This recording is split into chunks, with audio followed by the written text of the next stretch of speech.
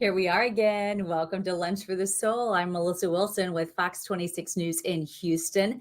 Happy to welcome you here today. Okay, show of hands. No, you really don't have to do that.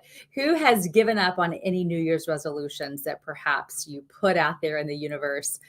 I usually don't do resolutions because I know it's only going to last for me a couple of weeks. I learned years ago not to do it.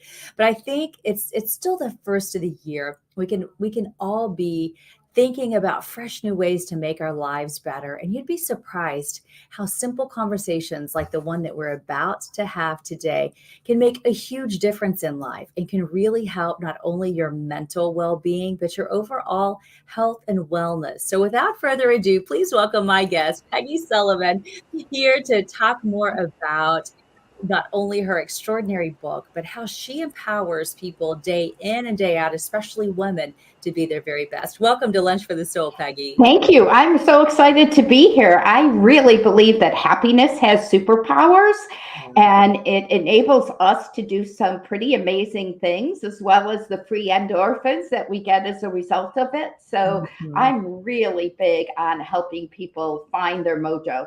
I love that your energy already. So we're going to be talking about teaching skills for leadership, for mindset, and overall happiness. In fact, you even wrote a book about this. What made you say, you know what? I want to help people be happier, because you take a look around and you know that it's a problem. A lot of people are really struggling. What made you to set out on this journey, so to speak?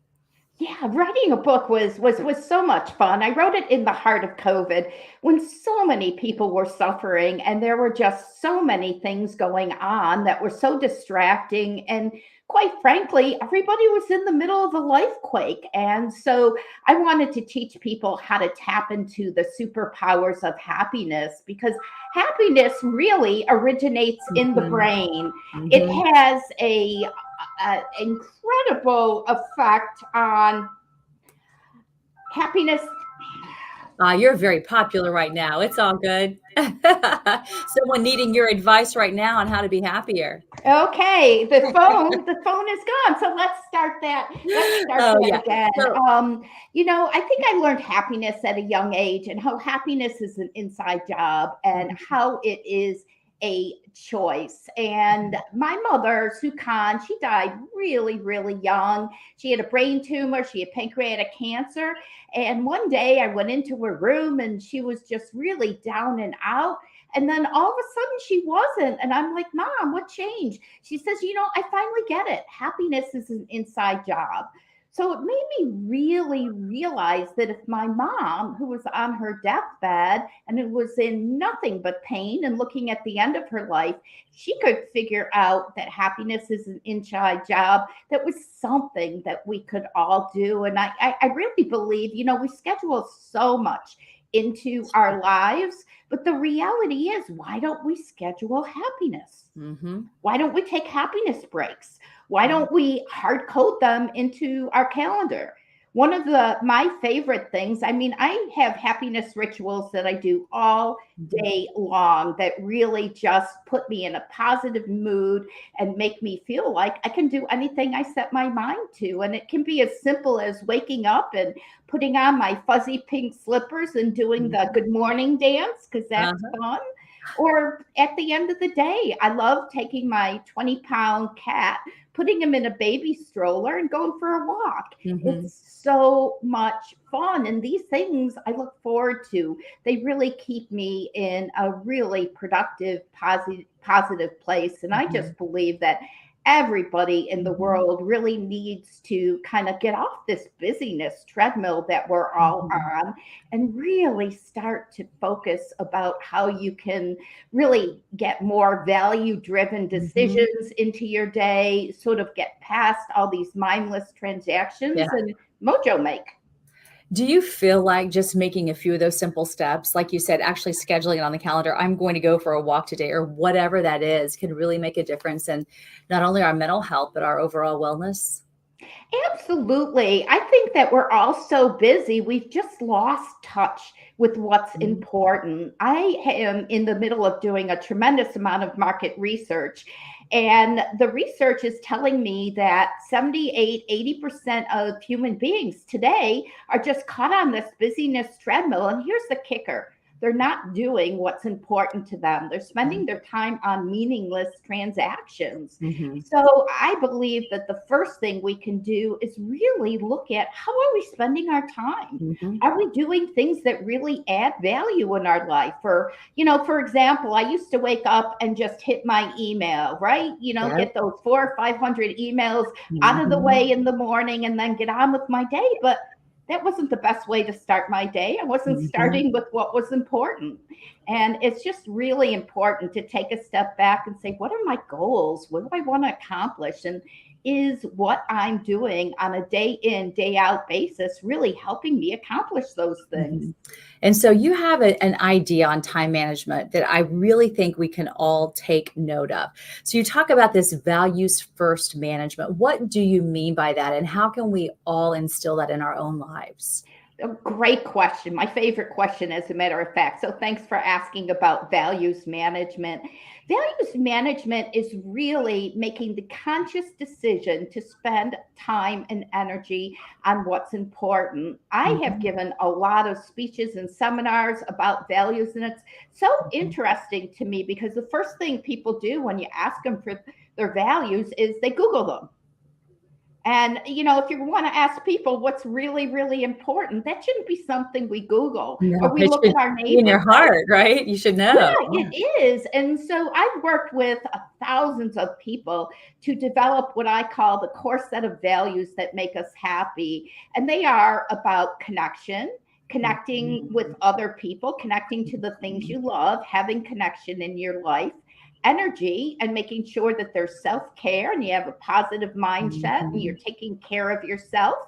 In addition to that, there's also curiosity. When you're learning something new, your Mhm. brain fires up and all good stuff starts to happen in your body.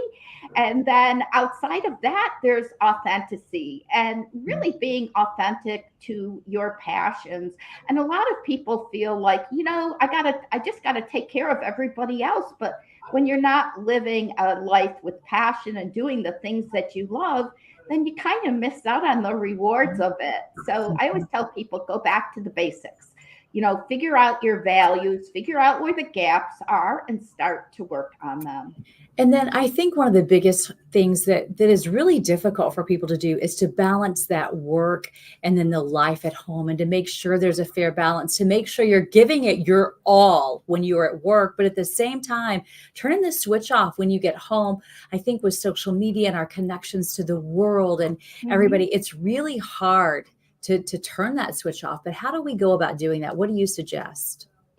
Well, it's not a high value interaction. I mean, we have always on communications absolutely everywhere. So if it's not Facebook or Instagram or LinkedIn Mhm. or watching the news or email, and the reality is when we spend an inordinate amount, I mean, time is finite. We get 24 hours in our day. That's it. So you don't get to create another 2 hours to have fun with social media. And by the way, that's how much time people spend on social media and what I call low value interactions. So the first thing is just to really make that mindset shift and say, I am going to be much more intentful in my decision making. Mhm. It's really about doing the things that add value to my life. And I have to say, since people are getting us through social media right now, I find this to be a positive way. So if you are going to be on social media, maybe find programs like this one that can help you and give you good ideas and can be a productive part of your day. Because I always meet people as a medical reporter who just give me little ideas here and there. And then when I put them in my own life, I'm amazed at how it can truly make a difference. How do you suggest we go about finding our inner power and strength to feel good?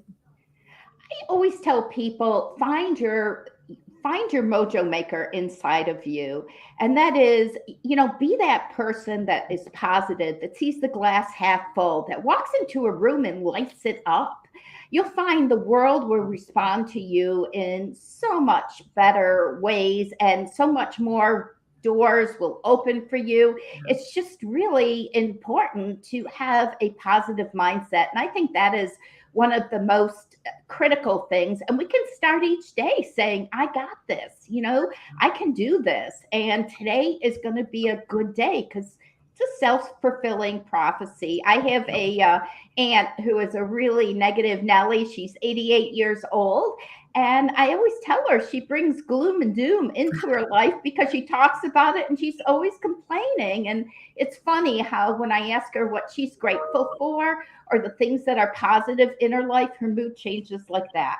Oh, that's huge. So you can help redirect the negative Nellies in your life, it sounds, and really make a difference in their life.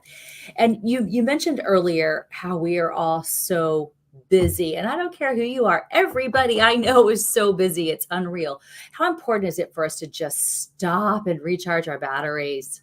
Yeah, busyness is truly an epidemic. I have spent the last year doing a tremendous amount of research about sort of the side effects of busyness. And one of the things that I've learned is that everybody is multitasking as a strategy to get everything done. But the reality is your brain isn't set up to multitask. So what's happening is we're either doing a lousy job and making a lot of mistakes, or that task is taking us 2.5 times more. So I always tell people, be present. You know, the past, it's over. The future hasn't come. Just really totally engage in what's happening in the here and now. You can miss amazing moments when you've got that monkey brain going round and round and round. You can also miss some really important moments when you're so stressed about everything. And I feel like when you get in that fight or flight mode and you're just fighting, you're sweating all the small stuff. But you really want to encourage people to say, wait a second, look at the situation and don't sweat the small stuff. How important is that?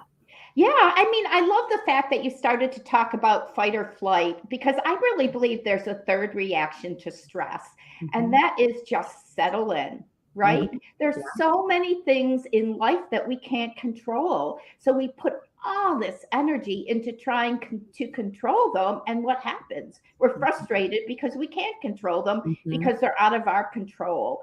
So it's just really important to pick your battles, not to sweat the small stuff. I remember one time when my son was a little guy and I was entertaining and I kind of kept my eyes off him for a half a second. And next thing I knew, he drew a Picasso on the living room wall. Oh, And when no. I finally noticed it, it was done. It was over. And my first inclination was, are you kidding me? But then I started to say to myself, you know what? We got to get it repainted. Let's paint Picassos every day. And so we drew on our living room wall every single day, and it got to be really fun. And I think that, you know, when there's something you can't control, how can you make it really good? How can you live in the moment and take advantage of that particular incident? Mhm. Turn it around. I tell you what, that's a good attitude right there. That is a learning moment for all of us to remember that. Well, you are so incredibly passionate about connecting women and making sure that they have this knowledge. Tell me more about your nonprofit, She Can. Sure. I started She Can about 4 years ago to give women a place to go where they could step into their power, a place where they could learn from other women, feel Mhm, supported, and kind of get the shortcuts to success. mhm, So, what She Can is a nonprofit. We run about 8 events on a monthly basis. Some of them are face to face, but most of them are virtual. And what really sets She Can apart is two things. Number one is we spend a lot of time researching what is relevant now. We ask thousands of women, what are your challenges? And so and your interests. And so that's what we focus on. And we change our programming regularly to make sure we hit those points.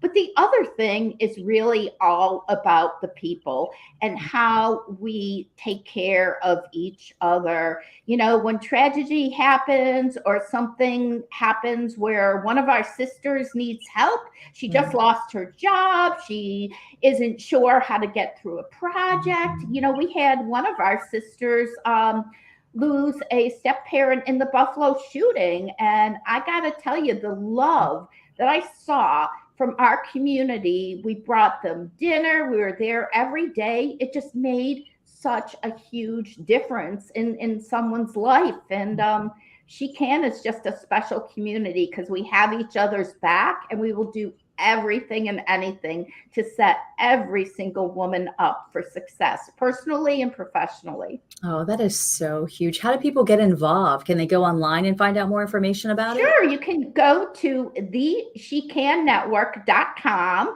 You can learn about our membership. We have kept it very affordable so anybody and everybody can tap into all of this good stuff. And I'll tell you, when I'm not in a great place or I'm a little lost or I want to learn something and I spend some time with my She Can buddies, everything changes. It's a game changer because this group of people, they're so positive and so capable, and it's just so rewarding to be in a community like that. Oh, that is so empowering. I want to know, when you're talking, you go all over the place giving these inspirational speeches. Do you ever see that aha moment in someone's eyes when you're saying these things and people are, I guess, sitting there figuring out how they can implement these things in their own lives, and how they maybe, you can almost see a glimpse in their eye of how they foresee their future, that things might look brighter if they just do a few small things. Yeah, I mean, when I speak, I do a lot of interactive things. And one of the things I've been doing lately is a busyness quiz where I get up and I ask a series of questions as to how busy people are. And it's amazing when they start to raise their hand and they realize that they eat all of their meals while doing something else, that they regularly don't take breaks so that they're recharged and ready to actually sit at their desk. And so for me, people really understanding this epidemic about busyness right now and how we need to shift over to much more intentful decision making in terms of how we spend our time. Here's an interesting thing that happened in the beginning of the year that even prompted me to want to learn much more about busyness. And that was, I asked 307 people how they were doing. I really wanted to know, how was their well-being? And 94% of them said they were so busy. They didn't talk about their well-being. They didn't talk about what was going on. They didn't tell me anything about them. They just said, I'm so busy. And then they started bragging about their busyness, right? You know, I'm doing this, I'm doing that. And then they start to, you talk about the light bulb going off, and all of a sudden they realize, this is not the stuff I want on my grave. This is not the good stuff. This is not tied to my goals and objectives. This is not fun. And we need to get back to really making intentful choices. And I developed a process. I call it Peggy's Playbook to More Intentional Living. And a lot of it has to do with letting go of the busyness, making sure that you have happiness rituals throughout your day, and also knowing what are your non-negotiables, right? The things you need to thrive, the things that really make you feel really good. And then lastly, living a value-driven life. I go to bed every day and wake up each morning looking at my values, thinking about what's most important to me, what makes me happy, and I make conscious choices. And I believe that the world would be so much better off if we just took a step back and started doing that. And you don't have to Google your values, do you? I do not have to Google my values. I know helping other people is probably one of the values that I'm most passionate about, which is why I speak about happiness and the art and the science of it and how to step into more joy. And I also love connecting with people, you know. So yeah, it's very important to know what is important to you. Sorry, I didn't mean to interrupt you there. I was just going to say, we are so happy to connect with you, Peggy. Thank you for sharing. And I love Peggy's Playbook, by the way. I've made some notes and I'm going to keep this at the front of my mind. So thanks for being here on Lunch for the Soul. You are a bright star in this busy world. So thanks for slowing us down for a minute to remind us what's important. And thank you for having me. It was certainly a pleasure today. Well, our pleasure for sure. So you take care and you keep being happy. I know you got it in you. Yeah, and if anybody wants more information, they can go to my webpage, PeggySullivanSpeaker.com. There's lots of free gifts that people can subscribe to and really jumpstart their happiness or get rid of their busyness. So definitely, would love to hear from people and help give them some tools. That's great to know, Peggy. Thank you again so very much. Okay, All great. right, take care. Bye-bye. And I want to tell you all, if you happen to join us a little bit late today, hey, jump on Fox 26's YouTube page. You can catch this as well as many other Lunch for the Souls. Hopefully a bright spot in your day. Let's be as happy as we can and not sweat the small stuff. What do you say? Appreciate you being here. If you have any ideas for Lunch for the Soul, you can always reach out to me. I'd love to hear from you. Take care.